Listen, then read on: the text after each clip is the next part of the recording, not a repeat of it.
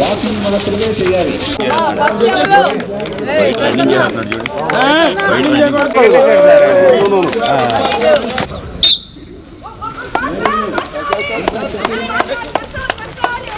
పాల్గొన్న ప్రతి వాళ్ళు పాల్గొన్న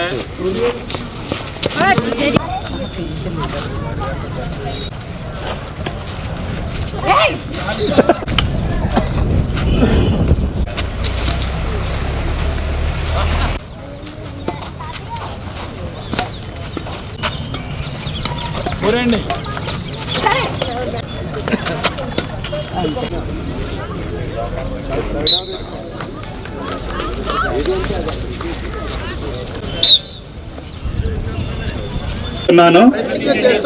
చురుకైన మరియు ఆరోగ్యకరమైన జీవన శైలిని పెంపొందించడం కోసం ప్రతిరోజు 30 నిమిషాలు ప్రతిజ్ఞ చేస్తున్నాను.